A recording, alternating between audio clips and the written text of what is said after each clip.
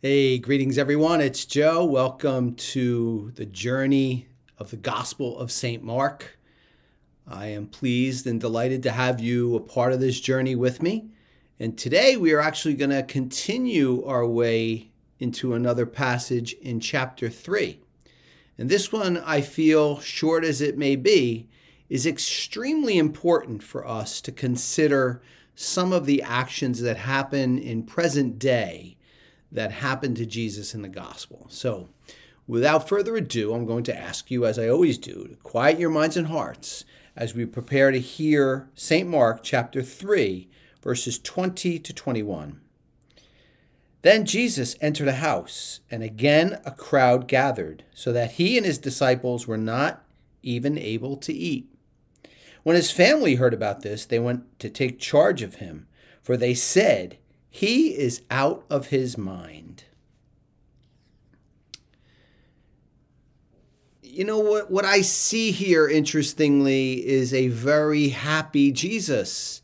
Somebody who is embracing life and embracing the journey that he is on. And what happens? Those closest to him, his family, say he's out of his mind because he's happy.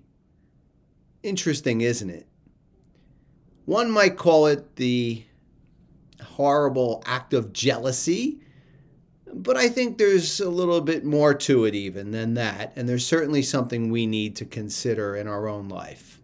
So let me bring to you front and center my Uncle Jack. My Uncle Jack was my father's youngest brother. He is actually my godfather. Unfortunately, Uncle Jack passed away a few years ago. But my remembrance of him from my youth is one of the most happiest people on the face of the earth. He lived at home with my grandparents. He sat in front of the TV and had his pretzels. He laughed uncontrollably. He loved to see the good humor truck come by and say to me and my cousins, "Who's your favorite uncle?" So that we would all say Uncle Jack, and then he would buy us an ice cream. And the list went on and on.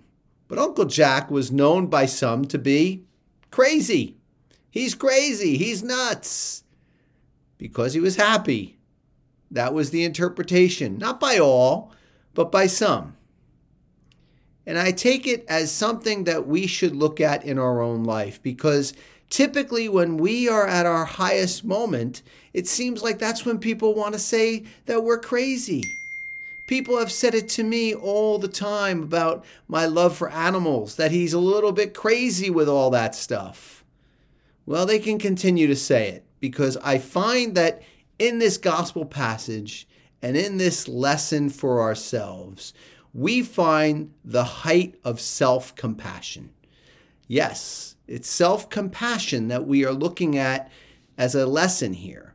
Because typically what we might be inclined to do when somebody says, well, they're a little crazy, is change our ways.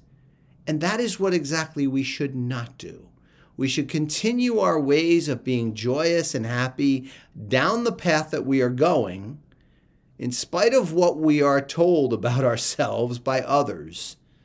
This is the ultimate act of self-compassion, is to stay the course of who we are.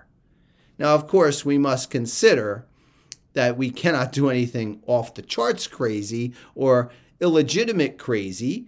We have to stay within the confines of legitimate crazy, And when we do, we have to stay there regardless of what is said about us.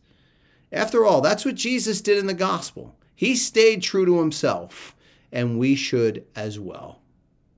So think about a time when maybe you were told, hey, you're a little bit off the charts here. You're a little bit crazy. Maybe you should rein it in a little. And in fact, maybe you should have stayed the course. Never too late to stay the course. Stay it now. Stay true to yourself and build that level of self-compassion. Well, my friends, that will conclude our chapter 3 of St. Mark's Gospel. And we have covered self-compassion, I think, very well here in an area where it might come up in life again and again. I thank you always for being a part of this journey and continuing to be a part of it. Hopefully we're having some fun. We're building ourselves into a true sense of happiness and building a life where peace and compassion can be seen by all creation. I'll see you back here on the next video. Until then, take care.